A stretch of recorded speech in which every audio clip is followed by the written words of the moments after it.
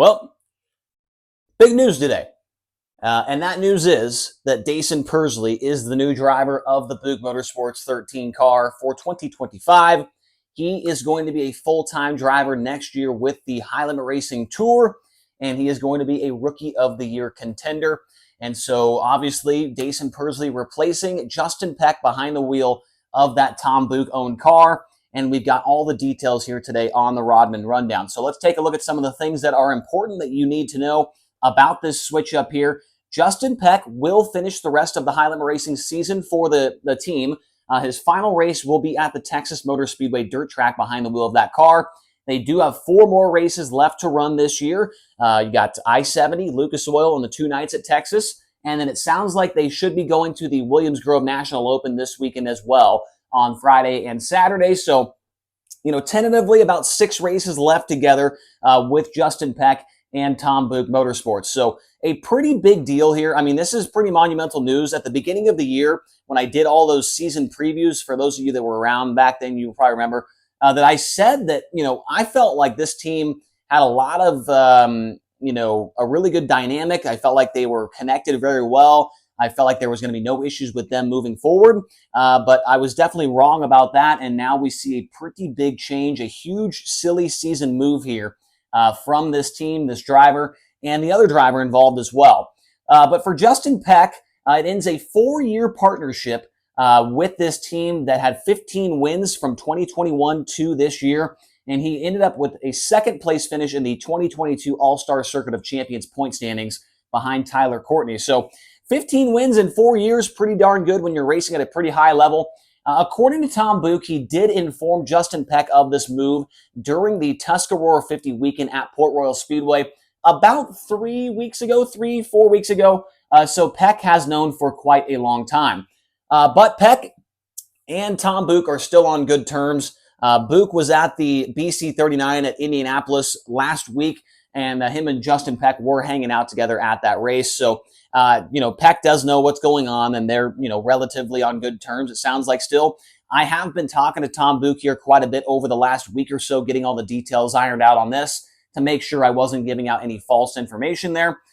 So Buch at that BC 39 race where I was just talking about, he's hanging out with Justin Peck. He did meet Daison Pursley and his family for the first time, got acquainted, and seemed to like the kid and thought, hey, well, let's do this thing. Let's make it happen, and let's put him in the car for next year. Pursley flew to Pennsylvania yesterday to get fitted in the RPM chassis. He met Sean Strasbaugh, the crew chief on the car. He did meet up with everybody at HP Engines as well. So getting familiar with the team, with the cars and the engine guy and all that stuff, because they do have a couple of starts at the end of the year together before they head into a full slate next year with High Limit. Now, when it comes to the sponsorship on the car, Pella Windows and Doors and Avanti Windows and Doors will be staying on as the primary sponsors for the Buch Motorsports 13 car. And luckily for them, Daison Pursley is very familiar with those sponsors. He is sponsored on the USAC Tour by Avanti Windows and Doors, so he is familiar with them, so should not be too much of a transition for him to remember his sponsors going into next year. I also want to mention that there will be no NOS energy drink sponsorship with this car or with Daison Pursley. That was sounded like a 1-weekend deal at the Four Crown Nationals at Eldora, so no NOS energy drink sponsorship for Daison Pursley and the Buch 13. Their first couple of races together will take place at the Bridgeport Motorsports Park in New Jersey. I think it's called the Dirty Jersey Classic or something. It's like 10,000 to win on November 1st and 2nd. So those will be the first 2 races together. And then they will go to the World Finals at Charlotte as well for 4 nights on November 6th, 7th, 8th, and 9th. So they will get a couple races in together to try and gel and try and get all the bugs worked out and whatnot before they head into the season next year in 2025. And as we mentioned, they will be full-time next year with High Limit Racing. Daison Pursley will be the Rookie of the Year contender, the only one that we've got right now. Obviously, there's still a long time to go before we get into next season, and I'm sure there's going to be a whole lot of other crazy things going on before that actually kicks off. All signs are still pointing towards Justin Peck going to the CJB Motorsports number 5 car to take over for Spencer Baston. And it does sound like they are kind of leaning towards going World of Outlaw Racing in 2025. Now, this is not official. I'm not, saying that it's 100% happening. It's a done deal, blah, blah, blah. That's just what the word is on the street. A lot of people have kind of been pointing towards that. And it does sound like that is something that is definitely going to happen between, Justin Peck and CJB Motorsports. We are waiting to hear an official word on that, but that is the hot rumor on the street right now. Daison Pursley's start that he's going to make at the Bridgeport Motorsports Park on November 1st, that will be just his 18th career wing sprint car start. So he does not have a lot of wing sprint car experience under his belt. He will, when we say he's a Rookie of the Year contender next year, he is almost a full-blown rookie. 18 races under his belt. Right now, he'll get 6 more before the end of the year if there's no rainouts. And so he's got a lot of learning to do. He's already shown that he can win races. He's already won a wing sprint car race, which we'll talk about here in just a moment. But this is definitely a pretty risky maneuver by Tom Buch, but we've already seen that Daison Pursley can get in about every race car he can drive and have success. And the midget, micro, non-wing car, silver crown car, wing car, he is a very diverse and dynamic driver. And so it could take a while for him to find his footing and get everything dialed in. But I think that they wouldn't make this move if they did not expect, a little bit of a learning curve going into the next year. And so I think it's a great idea for them to get those 6 races in the books before that all takes place. Tom Buch obviously is eyeing one of the charter positions with High Limit for 2026. Right now, Justin Peck is 7th in the overall point standings, meaning that Daison Pursley would need to finish somewhere inside the top 10 to probably secure one of those charters for Tom Buch Motorsports. And so, Buch obviously is confident enough that Daison will be able to accomplish that. And if he does, it does sound like that those charters are very, very lucrative. And the more I hear about them, the better and better it sounds like they get for the team owners. And so Tom Buch is certainly very interested in that. So let me switch boards here real quick. I got some more info to talk about with this maneuver for both of these drivers and some of their stats and whatnot going on here. So here's some extra info. For Tom Buch, he's had quite a few good drivers in that car in the past. Obviously, Peck was in it from 2021 to 2024. He did race it a handful of times in 2020 when Paul McMahon got COVID, and that kind of set, the ball in motion there for Peck to get into it the next year. McMahon drove from 2018 to 2020. He's also had the likes of Danny Dietrich in the car, Jason Leffler, Tyler Walker, Kyle Larson, Tim Schaefer, Jack Hodenshield, Lucas Wolf, Darren Pittman, Kramer Williamson, Don Drow, Jesse Hockett. They've all driven the Buch Motorsports 13, and so Daison Pursley will join a list of a lot of future Hall of Fame drivers. Now, Peck's tenure with the team was actually pretty good. 2021, his first year. These are the stats for their All-Star Circuit of Champions season. He ran 47 races. He won 4, 19 top 5s, 31 top 10s, an 8.7 average finish, and he was 7th in the point standings in 2021. 22, they are back for more with the All-Stars, 52 starts, 8 wins that year, 31 top 5s, 40 top 10s, a 6.3 average finish, and he was 2nd in the point standings in 2022, not you. But speaking of you, why don't you hit the subscribe button? But anyways, 2023, they did not run with the All-Stars. They ran a pick-and-choose schedule. It was a 79 race schedule for them. A little bit down, 2 wins, 29 top 5s, 49 top 10s, and a 10.4 average finish. So they went with a different route. They did not want to run a series full-time.